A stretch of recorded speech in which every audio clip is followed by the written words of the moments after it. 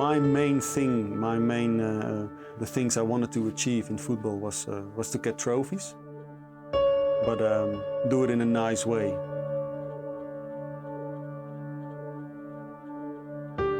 If you can win trophies and play good football, then that was my goal.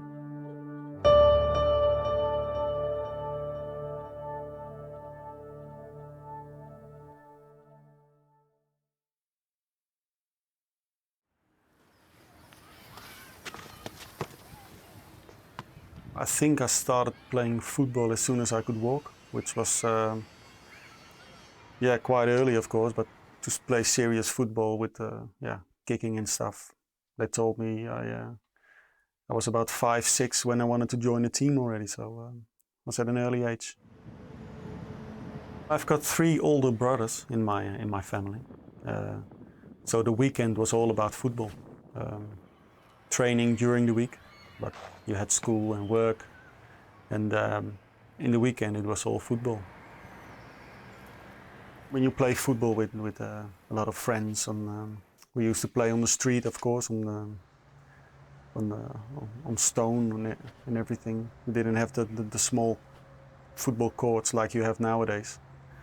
You play with your friends, and you know you've got something more. You can keep the ball longer. You can go past players, so you understand that. You're a little bit, well, not special, but you've got a little bit more talent than others. But at that time, you don't realize that you just want to play football all the time, inside the house, outside the house, and just do what you like doing. I would say football is the main sport in Holland. As you might know, in Holland we don't really like just the result. We like to play good football, interesting football, attacking football, and get the results as well. So we put the bar very high, and we want to try to get there all the time. And anything less is not good enough in Holland. So that's the mentality basically that we have, which is most of the time very difficult.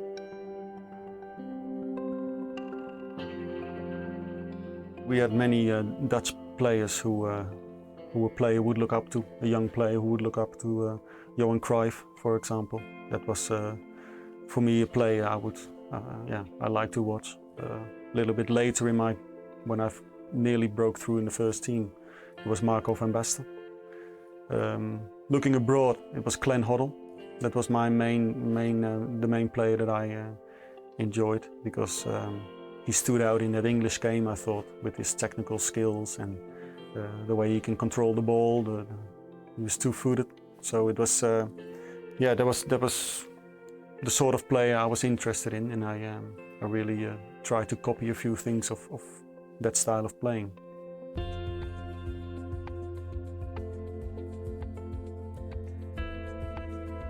Well, I played football in Amsterdam with a team, and Ajax always have a lot of scouts.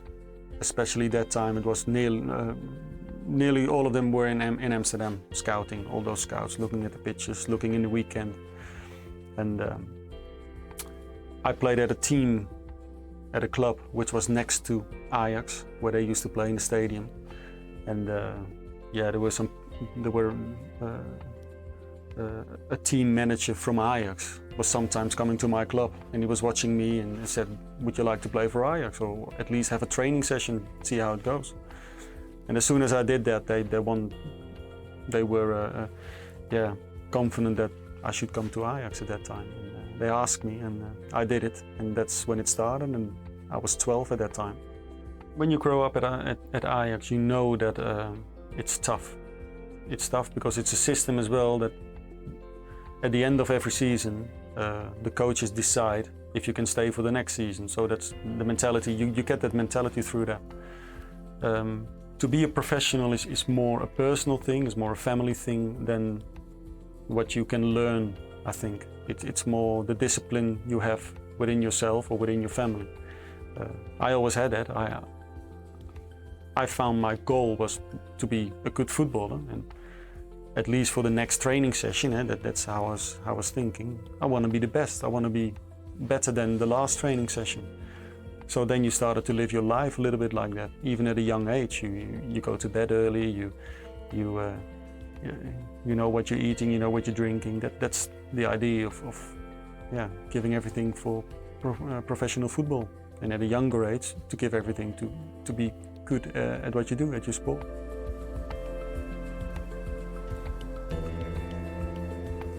I went through the youth system of Ajax and started when I was 12. And well, you know where it ended. 17, I came into the first team, broke into the first team. And at 23, I think it was, I went to Italy, Inter.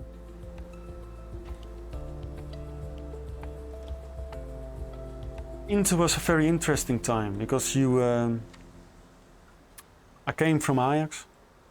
Well, you can understand that Ajax, it's more playing around with young players. It's you get a chance in a game, you miss that chance, but you know you have another 3 or 4 chances in that game. You can concentrate on playing good football, on nice football, technical football. That's the Dutch way.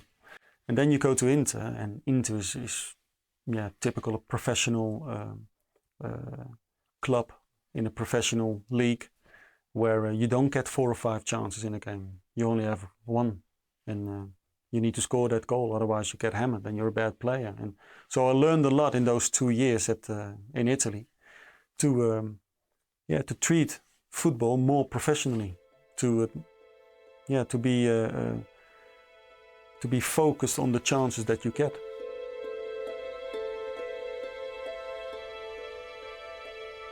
I felt footballing-wise, I couldn't develop myself as much in Italy. It was more focused on results, and it was more focused on defensive football, which didn't suit me at all. When I made a decision in Italy, to leave Inter, and that was based on the fact that I wanted to have certain changes within the team. Firstly, the coach, I couldn't really deal with the fact that it was all down to results, all down to defensive football. A draw was good enough sometimes. Well, that's my mentality is not like that. I want to play a game to win the game. I asked as well about players, if different players would come in, more attacking players, if the style would change. So my agent spoke to the president. And he said, well, at this time, we don't want to change too much. We want to see how it goes. So he made the link with Arsenal, and within 1 or 2 days, I had contact with Bruce Rioch and David Dein. Had a talk over the phone, and I made a decision. A little bit of a gamble, I think, but in the end, it worked out.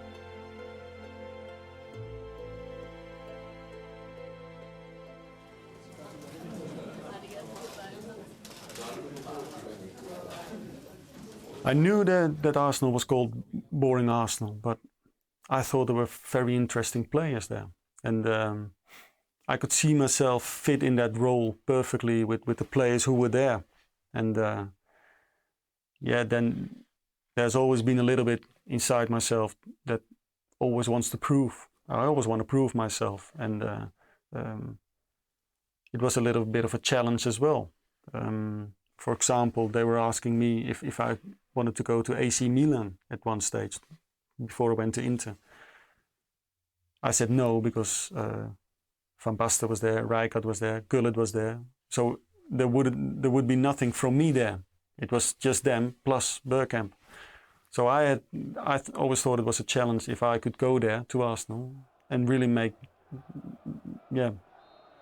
my name worth, just make a difference.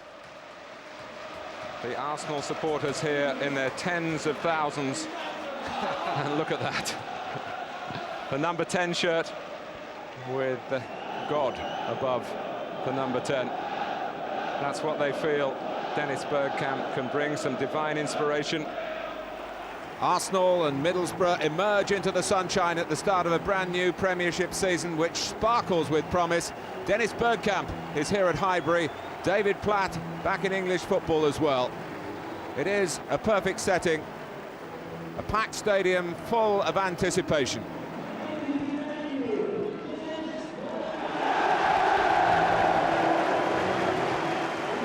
I think the English people, players, are the most critical people, players that there are, because they say it straight to your face, you know. At least that's what I experienced. The crowd as well, when you kick the ball or you miss a chance, the first thing they were shouting was, "What a waste of money!" You know. So straight away you've got that. Oh, okay, it's straight in my face. I know what I have to do. And those players as well. Every day in training, you had to prove yourself to those players. You had to prove yourself that you're a good player. And yeah, they helped me in that, in the way they treated me, with a lot of respect. But in training, they would get into me and everything. It kept me on my toes, and it made me a stronger and better player, definitely. Bergkamp shot. Sonicek somehow got to it. He comes again. The goalkeeper doesn't get to it the second time. The pressure from Arsenal. The shot from Bergkamp. I never felt pressure. I just was focused on how can I get into my rhythm? How can I get used to the English style? And now I had to get back to, okay, more the Dutch style, you know. You get more chances, but try to take what you've learned in Italy and try to put it in this game now, because I got the space to play football, and I had more chances, and people would find me again, and more players would attack than only 2 or 3 in Italy. There were 4 or 5 coming with me in the attack, so I had to get used to that. Bergkamp, great movement from Winterman. For me personally, I felt that after a few games, I felt already, okay, this is my kind of football. This is my kind of atmosphere, you know. This is what I like. And for the crowd and for the rest, it was of course the first goal, which was important. But I already knew after a few weeks that this is going to be good. Held up, and he's raced on past Richard Hall, right going to the near post. Bergkamp! There it is at long last. Yeah, the explosion I heard when I scored that goal was massive, really massive. And therefore, it was not only my goal, but it was for the fans as well, because they've been waiting for it. Me as well, but they as well. So after that first goal, it was a really good career after. Bergkamp. He's got within range, and now he most certainly has found the range in Arsenal's colours. I had every confidence and faith that Dennis would produce performances for the team, and one has to accept that he needs a settling-in period. He was in a hotel, getting to know the English style of game, and it took him a while to get. It took him about 5 or 6 games to get a goal, but when they came, they were worth waiting for. In from Merson, it's Dennis Bergkamp.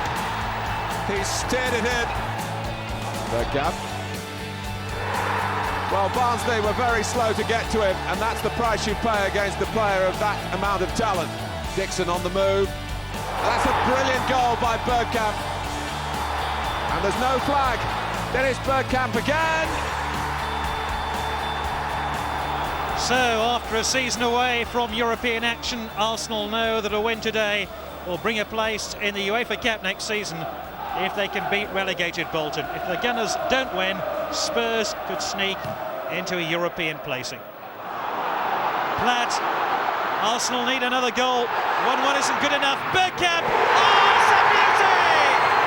Highbury is ecstatic. They know that could be the goal, which sends Arsenal into Europe. Europe, here we come! Arsenal have qualified for the UEFA Cup. Bergkamp's outrageous goal, 4 minutes from full time, sends Highbury into ecstatic adulation. It was scripted, so I don't know what all the fuss is. That's what Dennis was going to do anyway. Don't know what's all the bother. Well, what can I say? We said to Dennis, give us a sign. We said to Dennis when he signed, don't care what you do, just get us the win on the last game of the season, get us in Europe, and he did it. And he missed it as well. He's the Messiah. And we just said, give us a sign, and he said that's the sign. I've been playing all season for this, to get into Europe, and finally we got it, and that's such a relief, and it's such a great feeling at that moment that you're finally there. It's brilliant.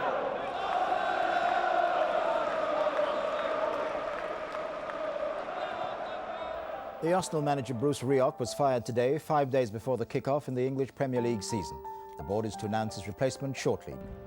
After a difficult summer for Arsenal, the sacking of Rioch has shocked both players and fans.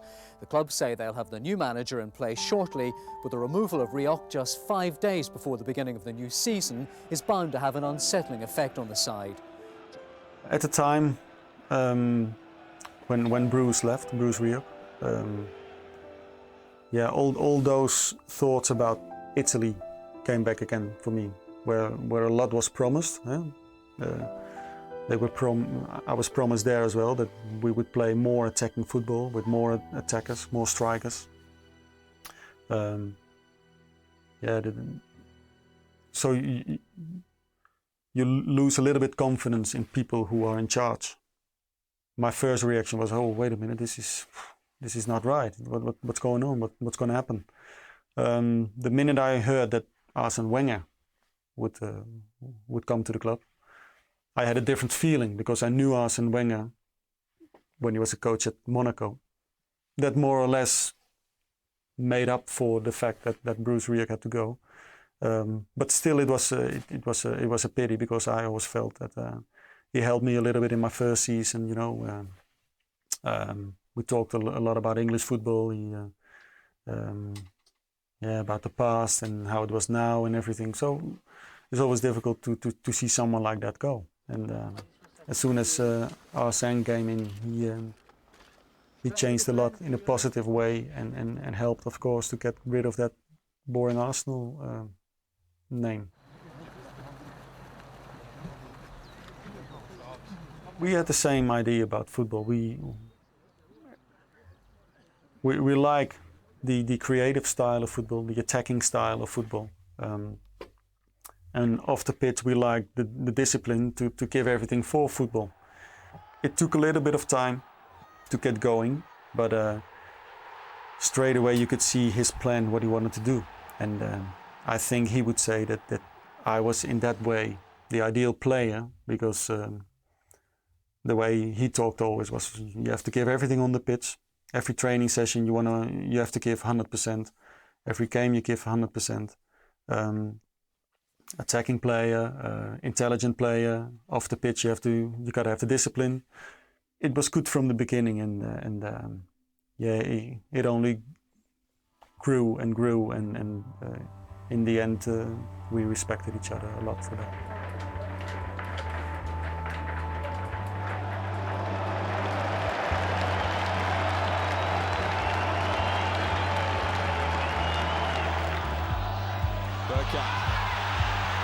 Penalty. I think Clive Wilson got in the second time. And here comes Ian Wright. More celebrations for Wright and for Arsenal.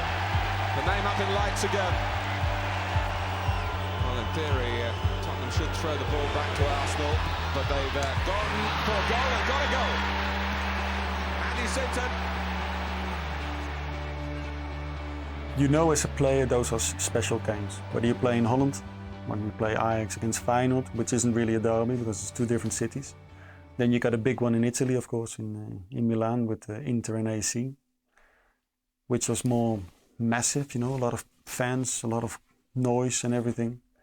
But this was typical English. The games against Spurs were you don't realize what's happening then. It's not hate. There is respect, but it's so much opposite, and they're really opposite each other. Those fans and clubs. Bergkamp. This is Adams. When you experience that, and especially the week leading up to that game, you get reminded by a lot of people of that game. And yeah, in the end, you play that game with such passion, and you just want to do well, and you want to make a difference. And when you do that, yeah, you get those celebrations that I did, which is not really Bergkamp-like, but it's something special, those games, and you want to do well in it. Playing such adventurous football under Arsene Wenger and reaping a rich reward here in stoppage time, rubbing Tottenham noses in the dirt. 3-1.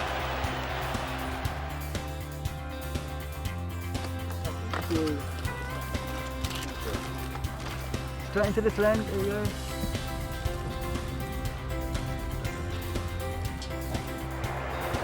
And Wright is away. Well, how did he get that one in? A fantastic way to start the season.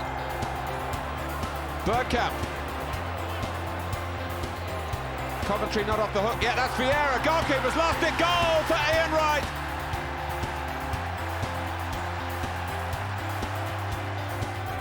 Bergkamp.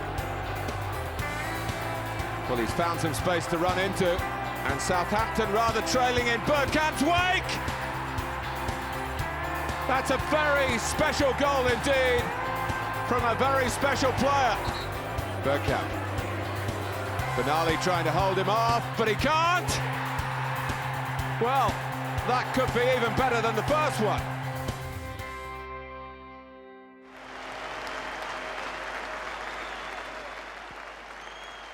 That game against Leicester was a special one. Yeah, why? When I look back, when I think about it, it's a typical English game, you know, with the crowd close on the pitch. At that time, I really started to feel really comfortable in the team. I felt that physically that you could make a difference every game. You could outrun players. You could just be much better than other players. So I had the confidence to do well, and yeah, just took chances. Which I always did in my career and in my game, and that at that game as well. So I had the first ball I got from Mark from a corner, and I was outside the box and just tried to bend it in. Arsenal's corner. Bergkamp. Well, there aren't many players in the game who can do this and make it look so ridiculously simple. When you're in form, when you feel good, and you hit that ball, you know that it's going to be very close to scoring a goal. It's just a little bit of luck, of course, that it's just outside the goalkeeper. And, I always thought in that game it's about winning that game, and not really about my goals or my game or my hat-trick or whatever. But yeah, that just grew in the game, and then the second one was a good one as well. Vieira. And there's a break on here with Parla playing a prominent part, Vieira supporting. Bergkamp, it's opened up for him, off the goalkeeper and in. The third one was really good, but with a good pass from David play. Well, both sets of supporters not knowing quite what to feel. Still life in the game according to the referee, and Bergkamp certainly life in him. A truly high-class hat-trick from Dennis Bergkamp. My first touch, or anyone's first touch, that's the most important thing in the game, I still feel. And yeah, that first touch was important to make the move complete. The first touch was magnificent, more to come, and again unerring in front of goal. 3 goals, hat-trick. I was very pleased, but we didn't win the game, so it was always yeah, mixed emotions, I think, in that game. Overmars just able to come and get the ball to feet. Oh, Bergkamp stolen in here, and Sheffield Wednesday wonder what has hit them. Vieira. Well, the most formidable of first-half performances. This from Arsenal. It's Marc Overmars, 4-0. Bergkamp. Well, you start to run out of superlatives. Platt. Well, at that stage of my career, the English players were very important. They were taking care of the mental side of the game, of the team, which helped us players who were more the footballing side. I mean, there was a good mix of older players, younger players, technical players, strong players, players who could make the difference with goals, but players who could make the difference with getting the opponent or stop the opponent from scoring goals. So yeah, it's all a good mixture, but especially at that time it was the English players who kept the team going, kept shouting in the dressing room what we wanted to do, how we would start a game, how we could make a difference at half-time. They would take the lead in that, and yeah, that's the mental side, the English mentality that was at that time at Arsenal in that squad was very important. When I go back to my first season, sometimes you had good games, but you always feel as a team that you won't be in the top 3. I think even in that season we were in the top 2, top 3 at some stage, but you feel like no, we can't keep up with it. We're not strong enough. We're not good enough to keep that position. And then in the end, when you feel that as a team, it becomes reality that you won't be there.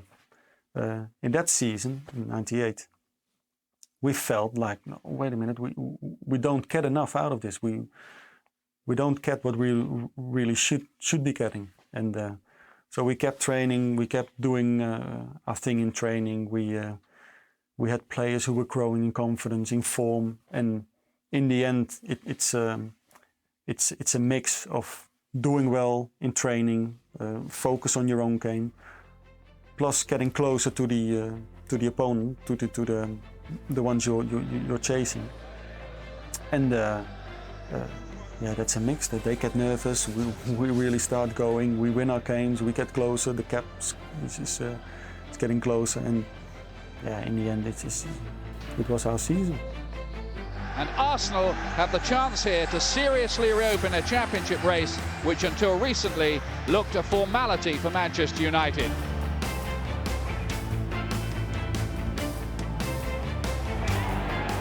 Oh, it's Overmars. He's done it this time. Arsenal have scored a Premiership goal at Old Trafford, and it could well be a winning goal in this match and a double over United this season. The championship race still very much open between these two tremendous clubs. What a win for Arsenal. When you consider, like myself, I've been out, Dennis has been out, Tony's been out, Dave Seaman's been out, the squad has done absolutely tremendous. Well done, boys. You're the greatest whatever happens out of this season. So it's Everton to kick off. Quite simply fighting for their Premiership lives as Arsenal chase the one win needed. And remember, they've 2 more games after this. But 1 win from 3 matches will give them the title.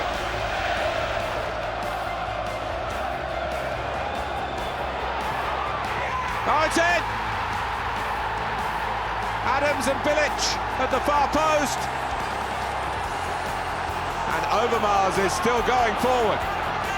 It's Marc Overmars and another one! And that's a mistake by Ball, and Elka got his head to it, and Overmars can roar past Watson here. Wonderful, wonderful goal for Arsenal. And here's Steve Bold. And it's Adams. Put through by Bold! Would you believe it? That sums it all up. Arsenal, the cream of the crop. Final whistle. Arsenal Arsenal are the champions. Yeah, it was my first win at the Arsenal trophy, so it was a special year, really. Every trophy you win, every season you play in, got his own story, so to speak. That one was special because, yeah, for me, I think that was a perfect mix. In the end, you get what you deserve, I feel, and yeah, we won the double. That's what we deserved in that season.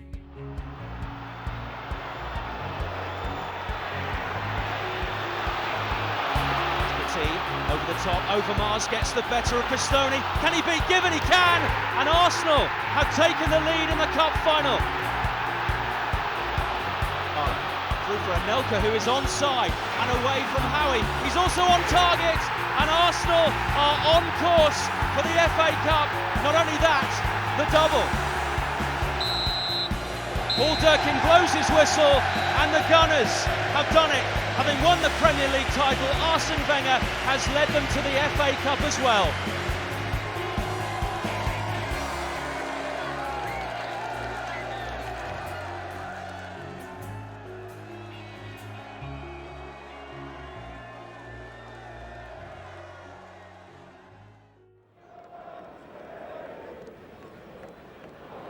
Bergkamp. Overmars just moving away for Anelka, who checks back. Bergkamp. Anelka stayed on his feet.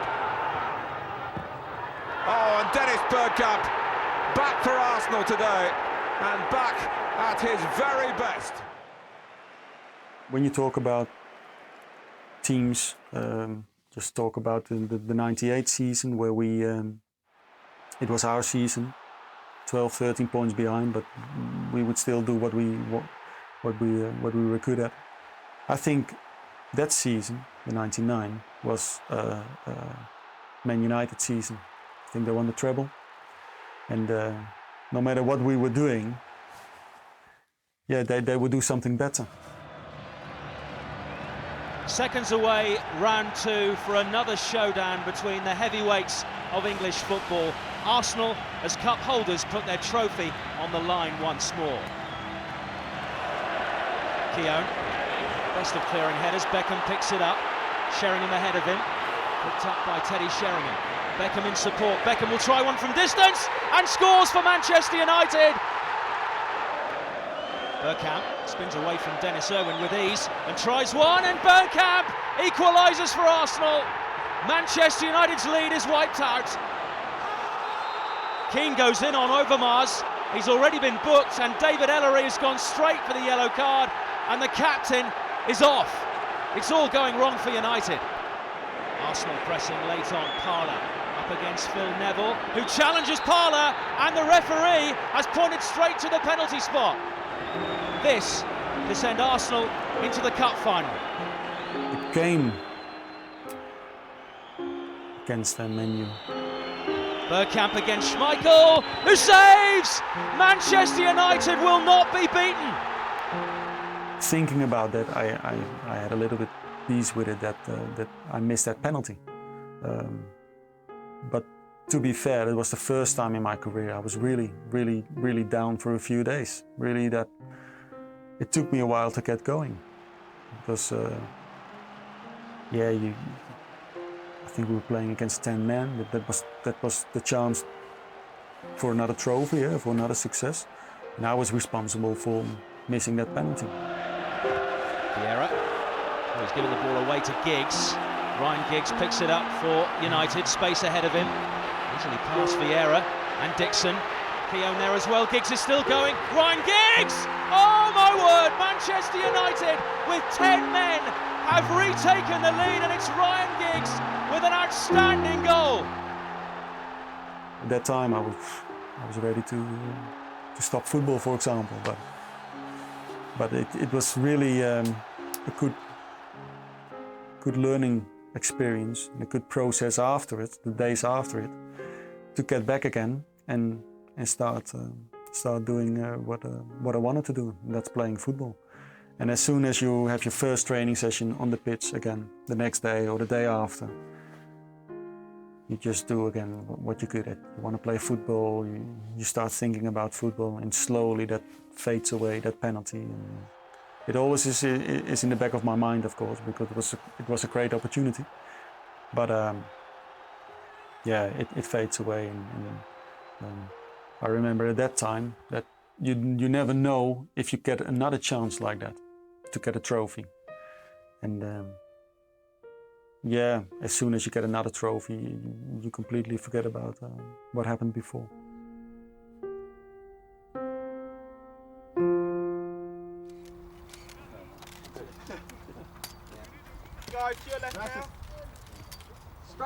First, I thought, yeah, oh, Thierry Henry. Let's see what kind of player he is, and I enjoy playing with him. Of course, in training, you could see there's class, there's quality, and yeah, at a certain moment, I must admit, I'm not sure when it was. We started to play up front together, and yeah, then you get more of a relationship because you have to feed off each other. You have to work together. Whereas when he played on the side, it's yeah, you don't really have the connection.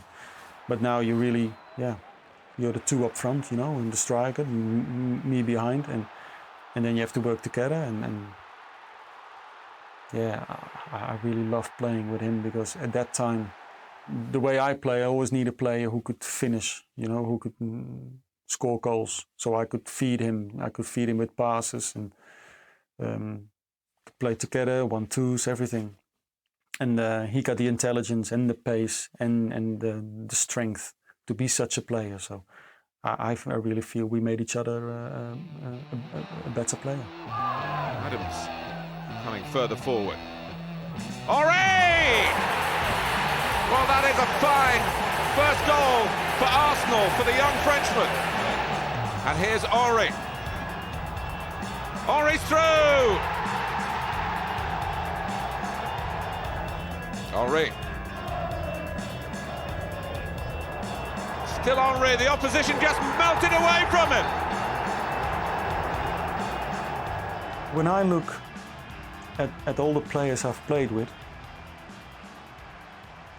I wasn't really a player who would play his own style, and that's it.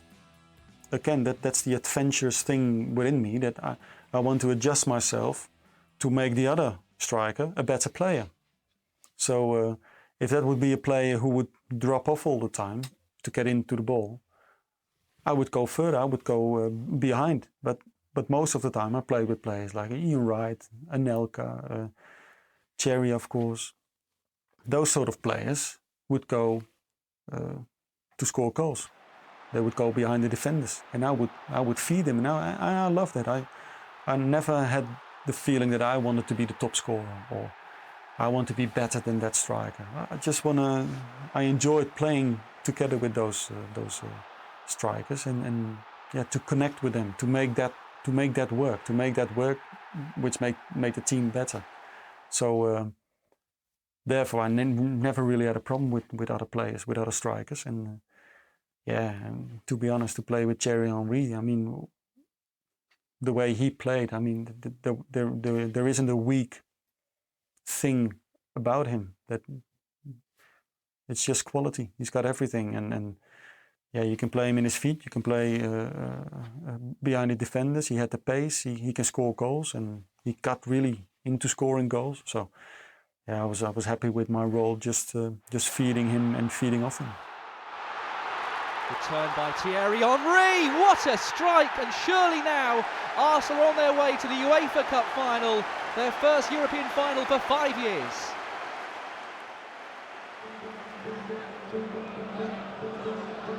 Arsenal had very happy memories here in 1994 when winning the Cup Winners' Cup. Can they now win the UEFA Cup here against Galatasaray? Thierry Henry still coming through. Henry right across, it must be a goal. Martin Keown, how has he put that over the bar?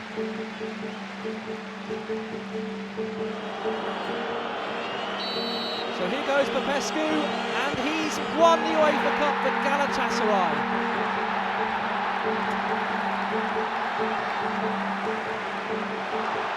Long ball over the top for Owen to chase. He gets away from Dixon. Michael Owen has done it again, and he may well have won the cup for Liverpool.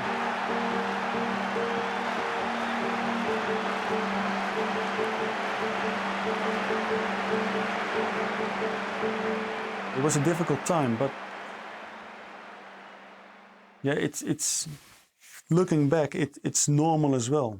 You change something within the side, within the club, which results in a peak. You know, you do something well, and to hold that peak is very, very difficult, coming from a big change in football, in thinking of a club.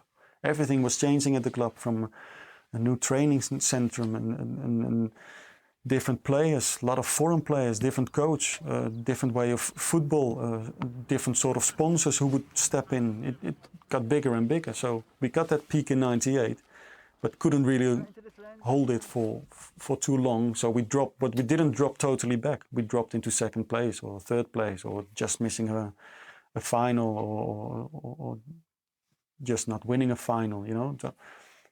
So we cut the base from here to there, which was not the top, but we were there. We were making steps, and at the time you don't feel it, but you feel it like a disappointment because you don't win trophies.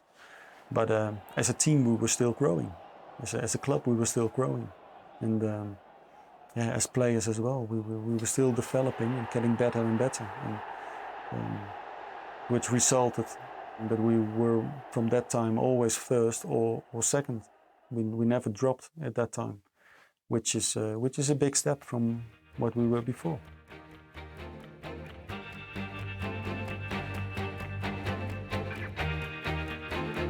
It was one of the seasons that, unlike Arsene, he brought in a lot of players. There are a lot of processes going on within the dressing room. Players were lifted, players were looking around, what was happening? And I think that was the reason why we had a successful season, because you had competition within the squad. Yeah? People were looking around, oh, he's on my position, why did he buy that? Why did he buy that player? And that was really successful. It worked in our advantage to have, unlike other years, to have 4 or 5 names coming in to the team. And it cost some money, but it worked out well. And that was the reason that,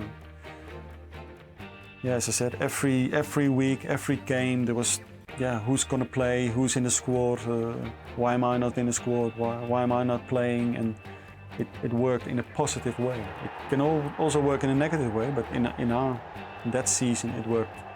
It really worked for us. Arsenal press on with Pires. Bergkamp. Henry and Pires. He set it up for Jeffers. And Pires. Well, that's a shock to Sullivan and to Spurs. Pires. Freddie Ljungberg, who specialises in goals against Manchester United. And here's the latest offering. It's Henry and Barthez again. Oh, and again Barthez is the loser, and Manchester United have certainly lost here. I think the gap was closing. I think we felt that as well as a team. Whereas in my first season, I felt that Man United was, you couldn't reach them. They were a league of their own. We were closing the gap, and in '98, of course, we were on top of them. The next few years, we struggled to get close to them, but we were closer than before. And yeah, you kept chasing that because we had the confidence as a club and as a team to chase them, to get bigger. And yeah, in the end, it resulted in good things. But at that particular moment, you felt like, okay, it's Man United. It's a big club, but we're getting there. We're really getting there. And yeah, there was a reason to drive us on, to keep going. We are looking at the top 2 in the country over the last 4 seasons. But here's the balance of power swinging away from Old Trafford. Arsenal can take the title home tonight to Highbury.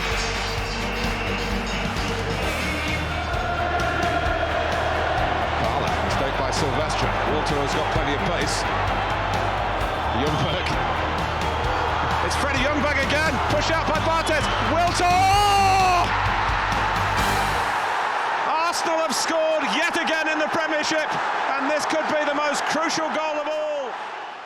I think the motivation came especially from inside. At that time, we had a good base in the team. We, as I said, from the 5th or 6th team in England, we were now becoming the 2nd or 3rd team in England. So that something happens within the squad, but in the club as well. You feel a bigger club. You get those players in, which normally wasn't possible, probably, to get those sort of players within your team. And it makes you a stronger team. It makes your club bigger, and that does a lot with your team. And you're not looking at other teams like, okay, we've got 2 or 3 teams who are above us. Those are the special games. If we can get points from those teams, then we're doing well. No, we're more looking at, okay, who's going to hurt us this season? Which team? Well, maybe Man United, but the rest we can beat. We can really challenge for 2nd position. And if we've got a good season, then we can even get Man U. History in the making for the club from Highbury. They are the champions. They have taken the title away from Manchester United, and they have done it here at Old Trafford. It does not get more conclusive than that. Down the years, Arsenal have been successful, but not always admired. But up and down the land, you do sense a genuine appreciation for the way this Arsenal team play. And tonight, they were perfect. At the 3rd time of asking, Dennis Bergkamp gets his chance to start an FA Cup final as Arsenal look to right the wrongs of 12 months ago. Wiltor through for Parla against Gallas. Still Parla opens up for him and he scores! What a brilliant goal by Ray Parla! The breakthrough has finally come, and it's Arsenal who take the lead in the cup final. Ljungberg through the Chelsea defence. Terry comes across to try and cover, but Ljungberg gets away from him, and it's another sublime finish from Arsenal. This time it's Freddie Ljungberg. And for the 12th time in their history, Arsenal lift the FA Cup. The FA Cup is special in England, what I experienced, but it was special in Europe as well. And I remember in Holland as well, watching those games as a kid, and the building up to the game was special. The suits the players would wear before the game, all those special things, playing at Wembley or at Cardiff later on. It's just, the big stage, that's where you want to be, and that's where you want to show what you can do with your team. But it's a one-off game, it's a final, everything can happen. That's why there are always surprises when the lower team plays against a bigger team. It's a special cup, and I truly believe that it's nowhere else as big as in England, that cup competition, because they can create it in other countries, but it's not as big, and it's never going to be that big because it's special. It's really special in England, the FA Cup. Parla for Arsenal. Henry, Bergkamp drops off to his right. In for Ljungberg, shooting opportunity, ball falls, Pires! Arsenal take the lead in the cup final. They're up and running, and it's Robert Pires with the goal. Arsenal have won the FA Cup again, a rare feat to do it in successive seasons. Robert Pires' goal has done it, and Arsene Wenger celebrates his 3rd success in this competition.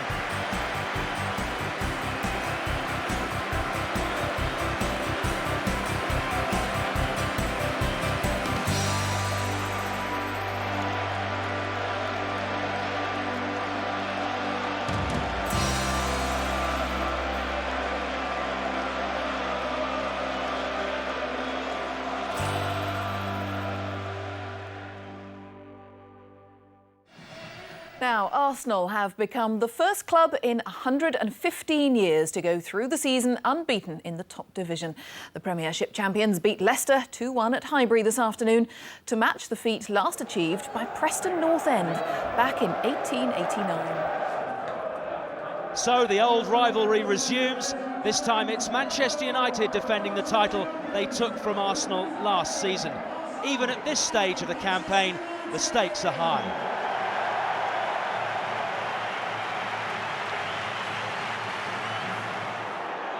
Towards Van Nistelrooy, and Vieira's trying to kick out at the Manchester United striker.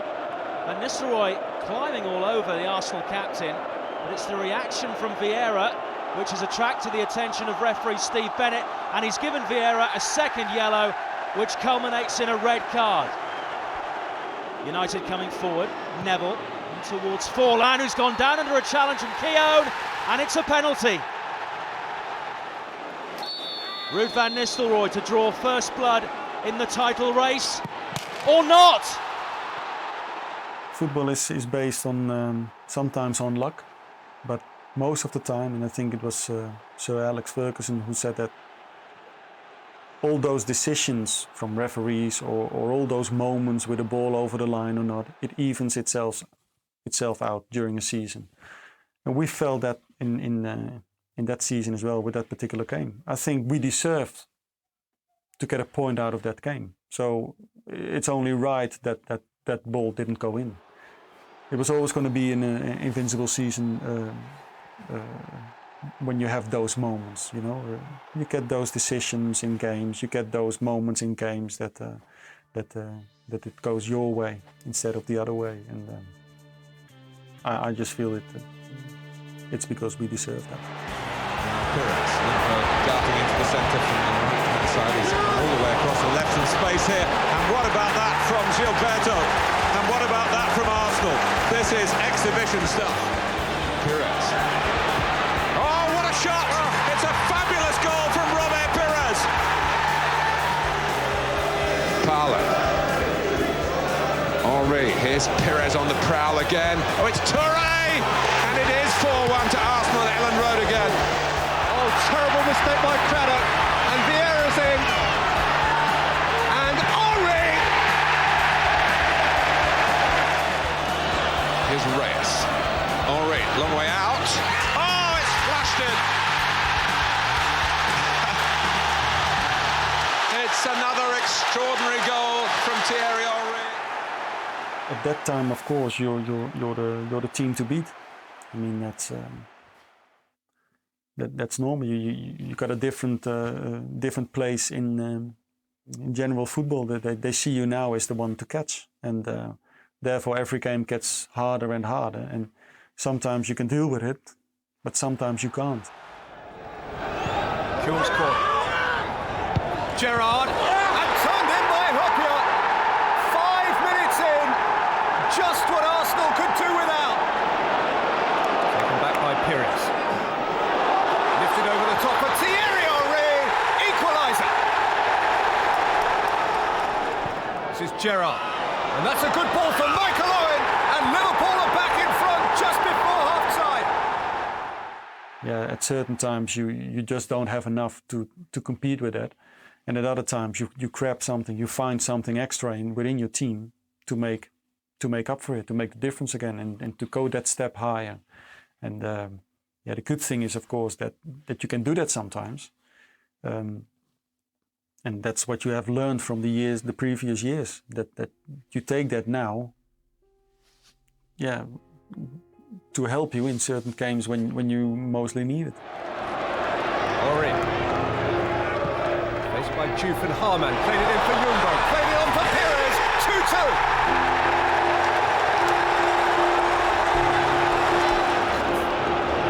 For Henry, running at Harman and away from him, and running at Carragher and away from him. Still, Thierry Henry, fantastic goal! Absolutely brilliant from Henry. Dennis Bergkamp, lifted over the top of Thierry Henry on a hat trick. Lucky break,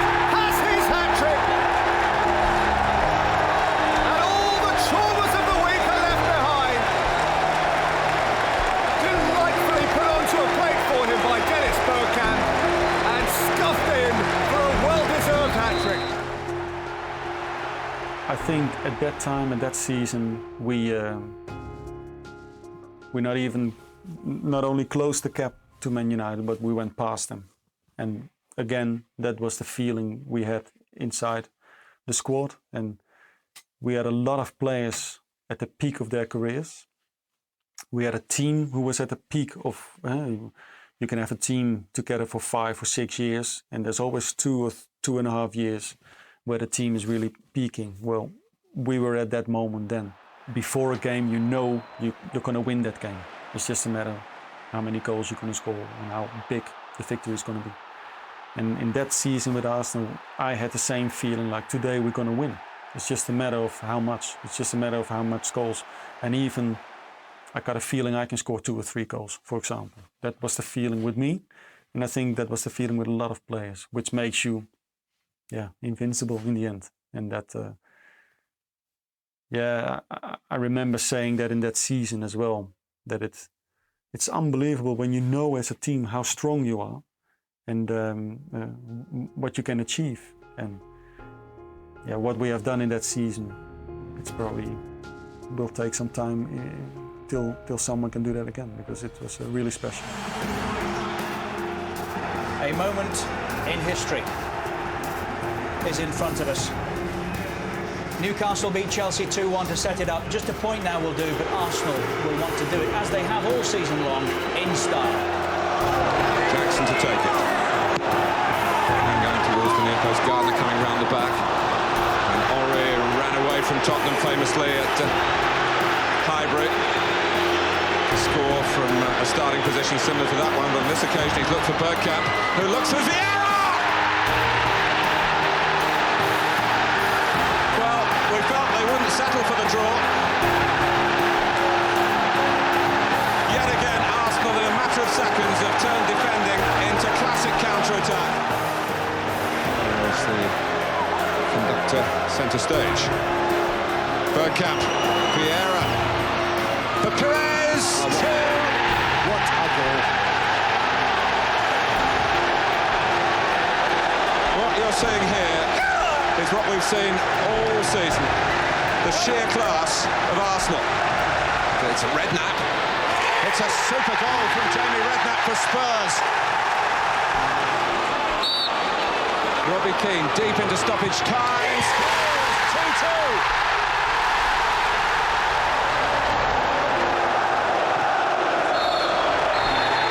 Arsenal are the champions.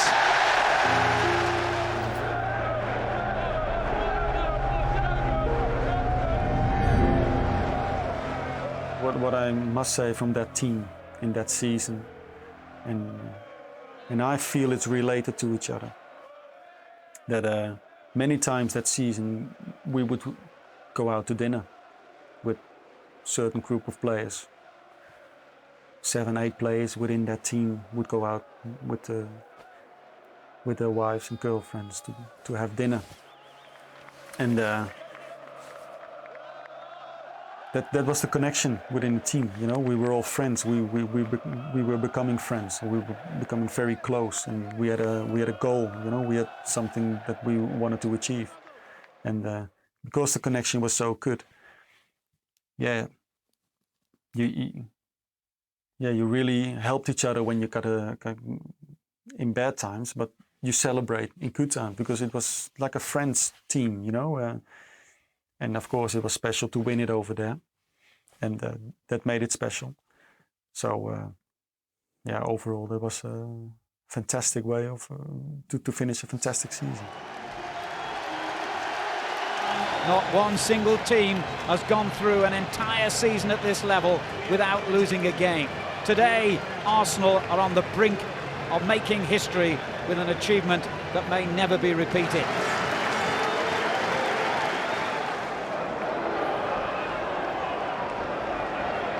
Magic ball from Bergkamp to Patrick Vieira!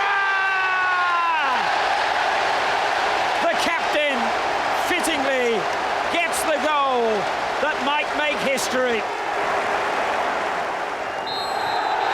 Make a note of the date. May the 15th, 2004. History has been made. One of the greatest achievements since English football began, Arsenal have gone through an entire league campaign without losing. The first time it's happened for over 100 years. Played 38, won 26, drawn 12, lost exactly none. The older you get, the more you think about winning trophies, and the more you realize how special those trophies are. And then you, especially now after your career, you think back of those moments, which has been, of course, very special. And yeah, I'm happy that I had quite a lot at Arsenal, those special moments, and that's why you play football for. But that's the main thing you think back of now, like, wow, that was fantastic, and especially that Invincible season. I mean, that it gets better and better the more you think about it now, because it was so special. At that time, you just do it, but now you realize what you have done and how special it was. And yeah, it's all about winning trophies then. You get nothing extra for 50 unbeaten league games, except maybe a plaque from the Premier League. And the admiration worldwide of the football community. Arsenal, still the irresistible force. Wayne Rooney gets the penalty for Manchester United. Here goes Van Nistelrooy. The noise says it all. Here's Smith's open on the right. Rooney in the middle. Here's Rooney! Manchester United wrap it up.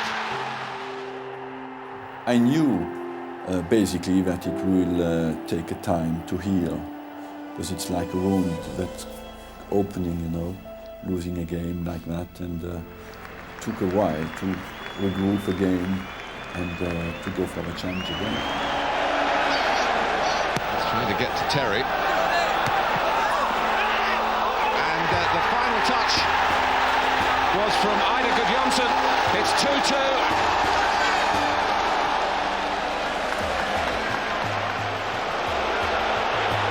Fabregas, Henry, Fabregas. It's Perez, it's brilliant play from Arsenal. Henry! For believer.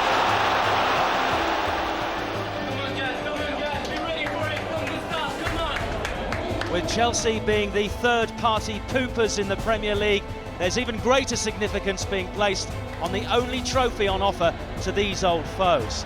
It's 26 years since they last met in an FA Cup final. They'll have to go some way to match the drama of 1979. Even winning a small trophy, the FA Cup isn't, but even winning a small trophy is good for a team to keep the momentum going. And if you don't win anything at all, then you've got a problem. When you're playing okay football, but you don't win trophies, it's yeah, you don't get anything out of it. So it's okay to win trophies and keep focusing on winning the big one, which is the championship. For the first time in the history of this competition, the FA Cup will be decided by a penalty shootout. With his name being sung around the stadium, can the captain hit the right note to win back the FA Cup for Arsenal? Vieira against Carroll. Vieira scores, and Arsenal have won the FA Cup. They've taken it away from Manchester United, and it's their skipper who's done it, Patrick Vieira. So for the third time in 4 seasons, Arsenal get their hands on the FA Cup. Many suggested this might be his final Arsenal appearance. Rumour has it he will be back next season to help them defend the old trophy. The main reason was for me to play my last year. That at that time I didn't play as much as I wanted. You've always been all your life. You've been playing football from the first minute, and now it's a different role. And at that certain stage, you realize, okay, I don't want to have another year like this. I'm doing well this season, but I realize that if I have another season, it would be less minutes, the same amount of traveling and the same amount of hotels, and yeah, it's time for me to call it a day. Campbell sends it long, looking for Bergkamp. Good first touch, Dennis Bergkamp. He's got away from the challenge. Bergkamp has won it for Arsenal late on. Bergkamp pushing forward, Barker not quite sure where to go. Here's Bergkamp. Chance for 2-0. Perez again, so easy. Here's Bergkamp. Plays it on to the substitute Van Persie. Can Arsenal seal it now? Still Robin Van Persie. What a strike that was! Riquelme then to force extra time in this Champions League semi-final. Lehmann, what a save! They've done it! They're into their first Champions League final. And what a moment for Arsenal. Finds Reyes at pace, taking on Griffin. Reyes inside, Bergkamp, 1-0. Dennis Bergkamp puts Arsenal in front. It's his 119th goal for the club. The connection with the fans has been there from day one.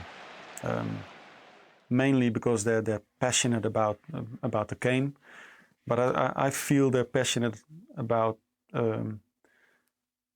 true players. You know, I think they could tell that I was a player who would give 100% for the team, who would defend the club, who would be there for the club, who want to be successful for the club, and they picked that up.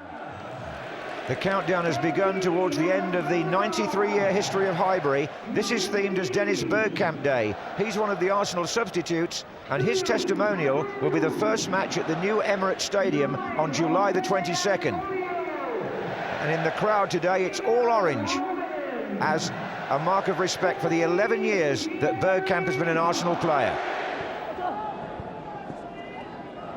Well, it's a victory that Arsenal, you could say, have had to dig out twice here, but Abui has found Bergkamp now! Bergkamp! Oh, yes, he's done it!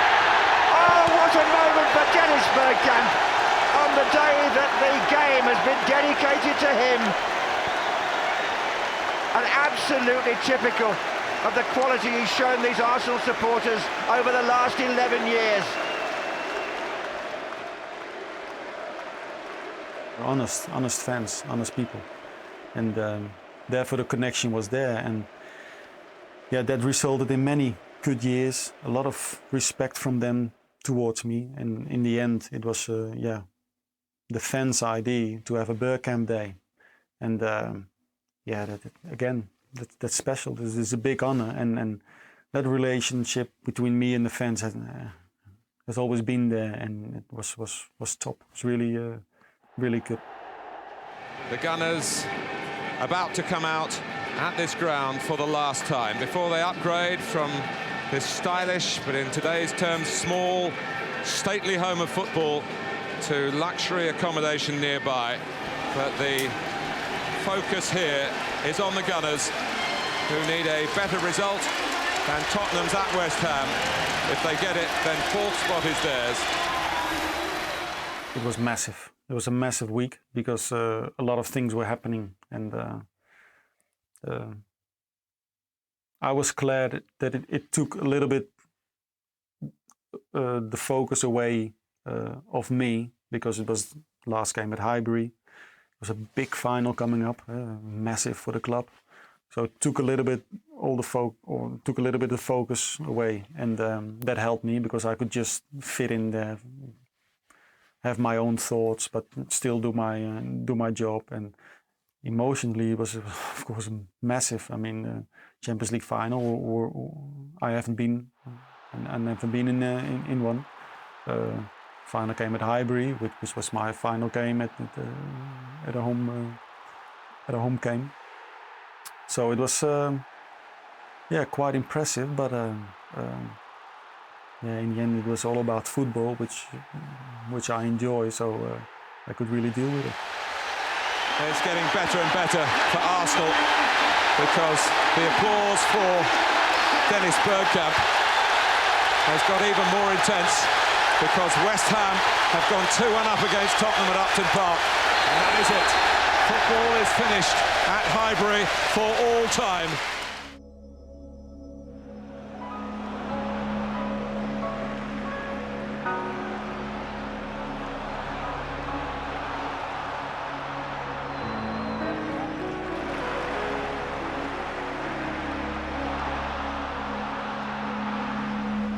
This is Aboué, playing it in, looking for Henry. He's turned Marquez. That's a fine save by Valdez. Coutinho and Samuel Eto'o. Oh, he's been taken down by Lehmann. It's gone in. Julie has scored. Jens Lehmann is the first player to be sent off in a European Cup final.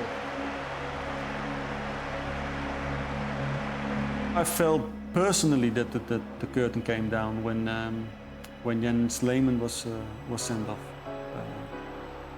because that meant one substitution gone. When you look around you, I was 37. I wasn't really the first sub anymore. We scored first, so then you would normally think of getting a defender in.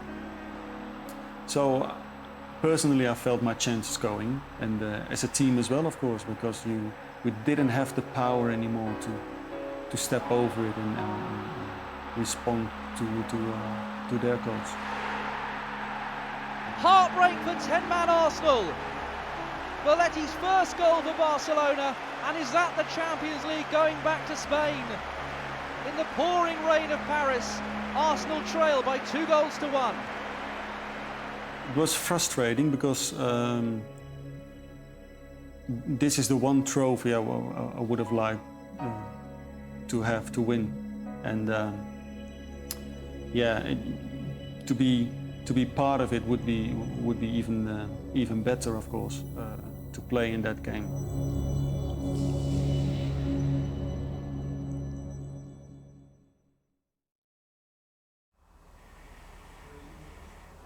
Probably the things that are missing in my career is winning a Champions League, and with the national team, I felt we could have done better.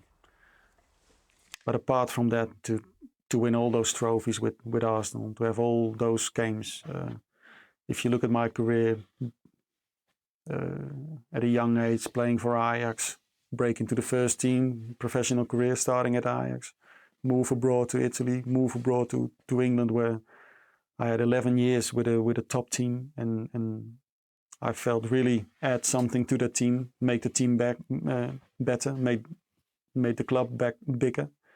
I can only be happy, and I couldn't ask for much more apart from maybe another trophy here or there.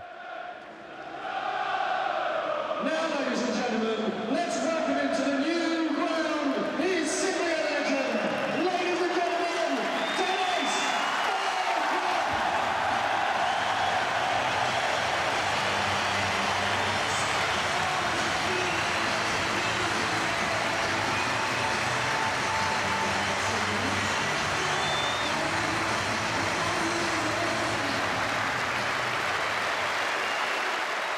The relationship between Arsenal and me was a successful one, but one of a lot of respect as well.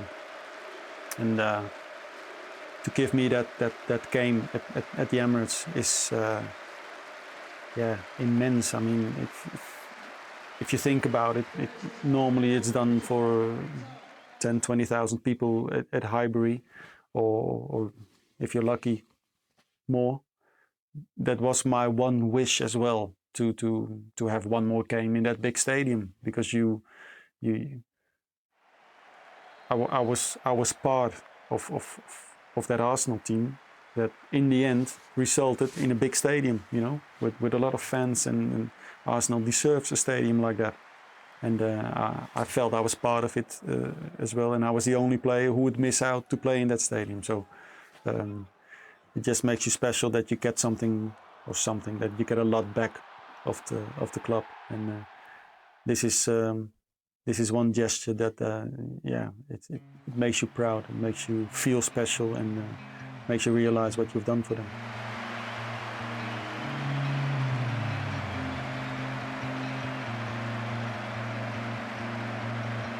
I always felt throughout my career that you need other players to make yourself better. So if you just put yourself first and think that other players would go along with that, then you're wrong. You need those other players. So the respect should be there for other players. The respect should be there for the team, and only then you can make a difference.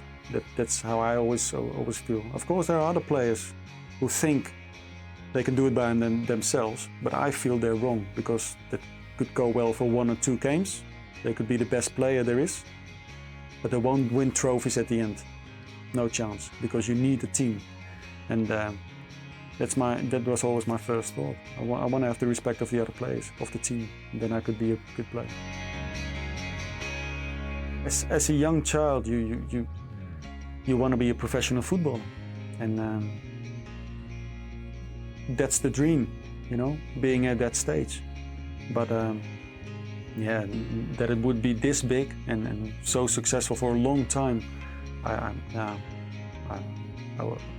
would have never thought that when I was 17 or 18 that I would achieve this much. No.